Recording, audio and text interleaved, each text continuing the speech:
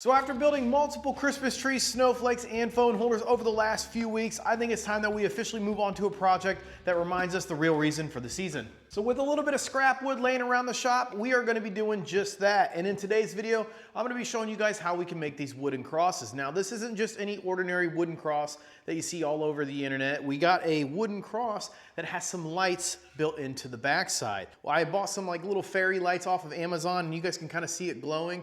And what we're going to do is we're going to put little pegs on the backside of this cross, so that way it sits off the wall a little bit, and these lights on the backside will allow the light to kind of glow from behind the cross.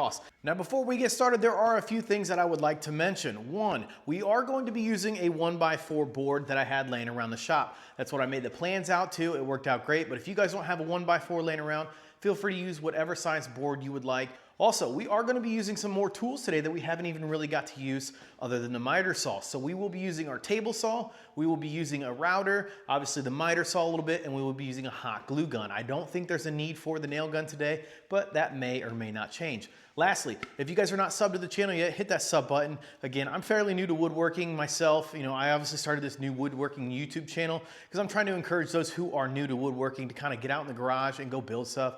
Even if you don't have all the big fancy tools and you don't have the expertise, there's only one way to learn, and that's by doing. So to get started, you're only gonna need about 2 foot of board. This is some scrap that I had laying around the shop, so it's a fairly easy project and relatively cheap to get started on. So the first thing we're gonna do is we are actually going to mark out the points at which we are gonna be dadoing with our router. All right, so the first thing that we are gonna measure out is the length of both boards. One board is gonna be 14 inches, and you're gonna pull off one side of the board, it doesn't really matter, but then we're gonna pull off 9 inches on the other side of the board.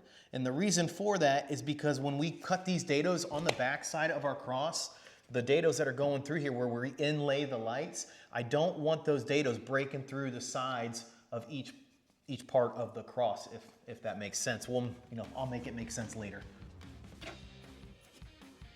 All right, so now that we got both of our boards marked out, we got our 14-inch board and we got our 9-inch board. Again, this middle piece is going to be the scrap that we'll cut out later on. Now, the next thing I'm gonna mark out is I'm gonna mark off each end, I'm gonna mark in a 1/2 inch. And that's where we're gonna start our hidden dado that's gonna go the length of the board. All right, so now that we got our board marked out, again, I got the 14-inch side over here and I got the 9-inch side here, and I did mark out that I'm a 1/2 inch off both sides of the board because, again, that's where we're gonna start our dado. But right now, what we're gonna do next is we're actually gonna mark the center of this board because that's gonna be the reference line that we're gonna be using when we use the router to dig out that dado.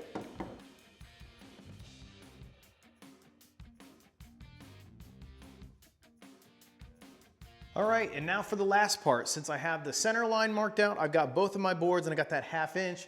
What I'm gonna do now is I'm actually going to measure 3 inches in and then another 3 inches across, and that is going to be our center point that we will be dadoing out, and that will give us a lap joint that we'll be using to put this cross together. So for the 9-inch board, we're gonna measure off the side 3 inches, and then we're gonna measure in another 3 inches. And this point right here is what we're gonna dado out, and that will be used for the lap joint. All right, so now that we got our board marked up, again, just to recap, we got the center point of the board marked out.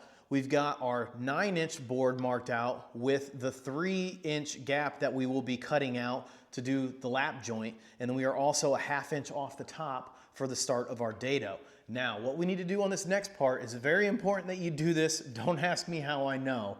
But we need to flip this board over, and on the unmarked side of the board, on our 14-inch board that we will be cutting out, we need to do the same 3-inch measurement and then mark that out because we are going to be dadoing out the unmarked side of this board, and that'll create the lap joint for the cross. So looking at the marked side of the board, this right here is my 14-inch board that I'll be cutting out a little bit later. So I'm going to flip it over, go to the unmarked side, and off of that 14-inch side, I'm gonna measure in 3 inches and then another 3 inches.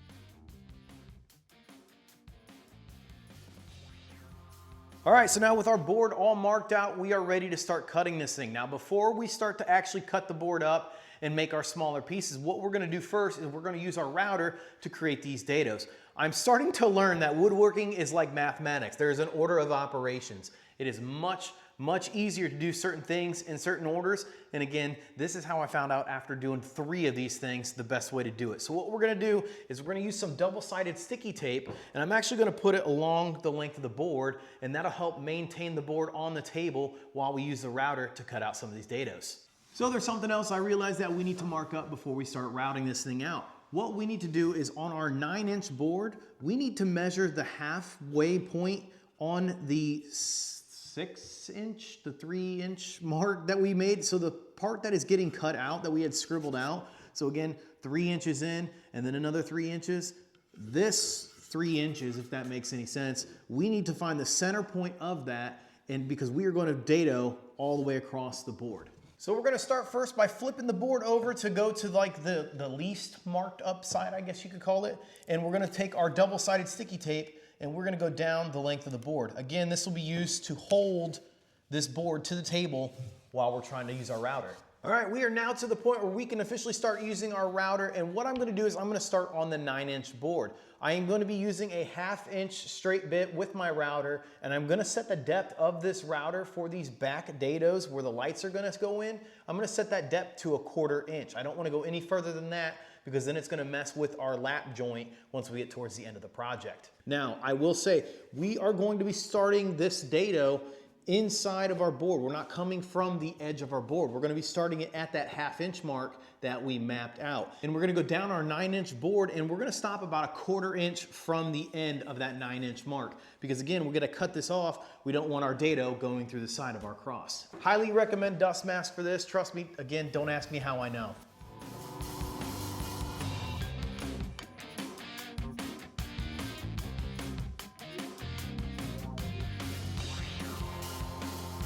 And just like that, we got our dado cut for the backside of our cross. Now again, I got a little squirrely here and there, but that's all right.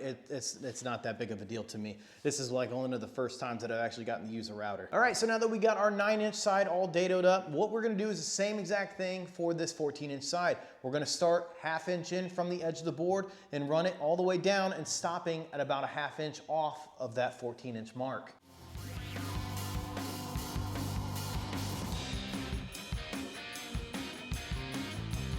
All right, so now that we got the dados done on both of our boards, there's still a few other things that we have to route out. Again, this project's gonna give you guys plenty of routing practice if that's what you're looking for. On our 9-inch board, we'll start there first. We are going to route out this 3-inch square that we marked. Again, 3 inches from the side and then another 3 inches in. That's what we're going to be cutting out. And once we get that done, on our 14-inch piece, what we need to do is on the 6-inch, that little 3-inch square that we marked down, 3 inches from the side and another 3 inches, we have to run a dado across that, because what we're trying to aim for is essentially this. We want basically a cross to go across the cross, if that makes any sense. Again, it looks easier to do when it's put together, but I promise you it is much easier to do it while the board is still whole than trying to do it while you have this thing together, because then it won't look like you just free-handed it like a 3-year-old.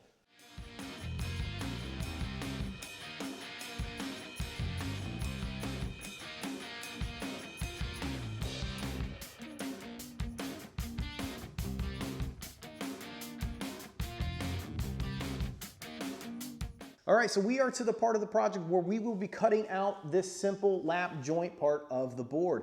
Again, we got to do it on the 9-inch board, and then we have to flip the board over and do it on the 14-inch side. I'm going to change the depth of the router to about 3/8 of an inch because, again, we want these boards to try to stay as flush as possible once we create that lap joint.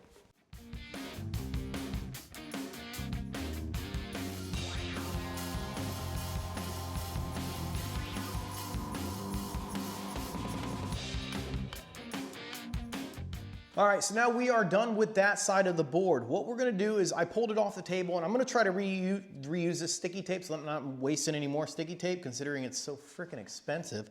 But we're gonna flip the board over. And what we're gonna do is on the 14-inch side of our board where we marked out that 3-inch area, that's what we're gonna take out with our router. And that's all you're gonna do with this side of the board. Don't make any other marks. You're just gonna cut out that 3-inch side and then we'll get over to the table saw, get it all cut up, and start getting it put together.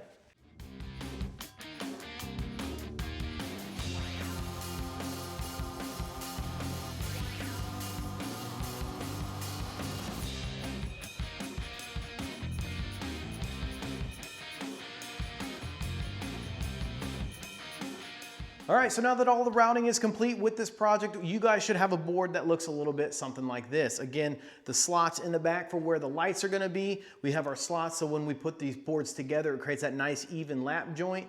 And then on the other side, you got a nice little lap joint there on that 14-inch side of the board. But now we're gonna head over to the table saw and we're gonna get this thing cleaned up. I'm gonna go through this lap joint area and kind of smooth out the sides and get them all nice and straight so that way it squeezes together. Because again, I don't wanna take off too much material because I want these pieces to fit nicely together. Now I will note as well, if you guys do not have a table saw, you guys can continue to use the router to really get those nice and even flush parts for the lap joint, or you could do this over at the table saw as well. It just might be a little bit more tricky. I guess just do whatever you can with the tools that you have at hand. So I'm gonna set my blade on my table saw to that 3/8 inch depth because again, I want these two pieces to fit nice and perfect together. Now I'm sure all the big woodworking experts out there would recommend that you have a nice cross-cut sled for this. I don't have one of those made. I've never really attempted to make one. Maybe I will in the future, but for this job site table saw, it's really not too complicated to use. So I'm just gonna stick with my miter gauge here and use that as a way to keep it nice and straight.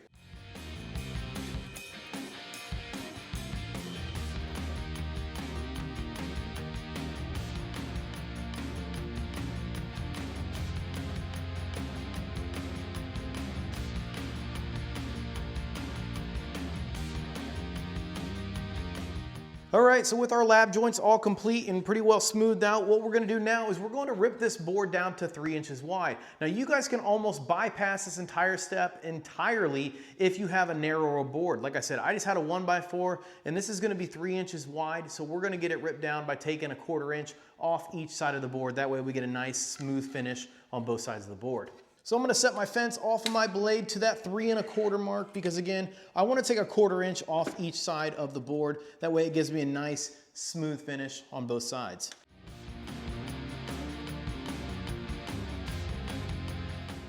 All right, with that one side cut, we'll go ahead and move it over another 1/4 inch and make it down to 3 inches. All right, so over at our miter saw, we're down to the easiest part of the project. All we have to do is cut our 14-inch board, cut our 9-inch board, throw the scrap away, and it's on to assembly. All right, so back over at our fancy workbench with our 2 pieces cut. I'm actually gonna hit this with a little bit of sandpaper before I put it together to kind of clean up some of these rough edges and just kind of smooth it out a little bit. Now, this is a point where you guys can put your own little twist on it, put your own little spin on it, do whatever you guys would like. Let your imagination run wild. You could round off the corners of the cross, you could make the lights go anywhere else. But for me, I'm just gonna sand it down. I'm not gonna stain it at all today. I don't feel like really staining this one too much. I really enjoy the way this wood looks just as it is, so that's the way I'm gonna leave it.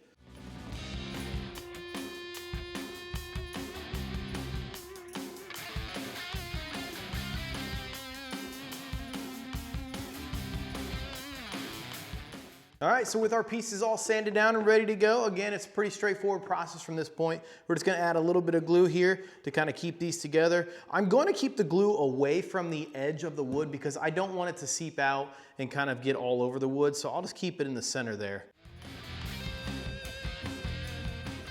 All right, so now that we've given the wood a little bit of time to dry, it is time to finally install these lights. Now, I got a pack of these lights, 12 of them off Amazon for like 10 bucks. They're just little fairy lights. I'll put the link to them in the description. It's not an affiliate link, so feel free to buy from there if you'd like, or not. Go to Amazon, I don't really care. But then I got my hot glue gun ready to go. So what we're gonna do is we're gonna glue the battery pack to the backside, lower backside of the cross, and then we'll just string the lights through this little groove that we cut out, all the whole dado, and we'll just hot glue the lights in as we go.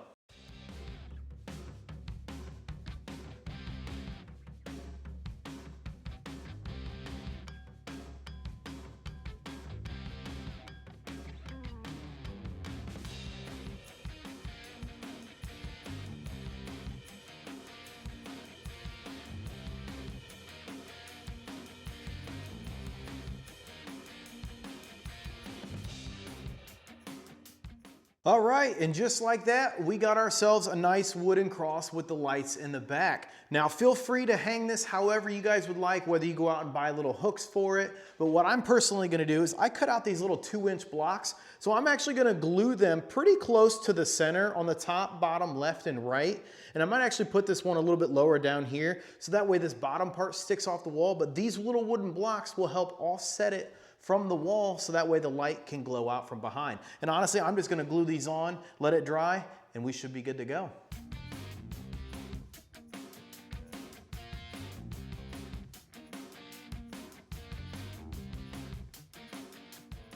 Now with those little blocks installed on the back of the cross, you can see how it offsets off the wall just a little bit to allow that light to come from behind the cross and kind of light up the backside of the cross, and it gives it that glow effect. But that's pretty much gonna wrap up this video. I hope you guys enjoyed this kind of content. I hope you enjoyed this build. If you did, again, you know what to do. Hit the like, share, notification bell, all that good stuff. It really does help support the channel. And again, I'm still a beginner woodworker. I'm sure I made mistakes here and there. If you guys see anything, point it out in the comment section below. I would love to learn, and I'm sure everybody else would love to learn as well. Just be nice about it. You know, we're all beginners. We all had to start somewhere. But until next time, happy building and God bless.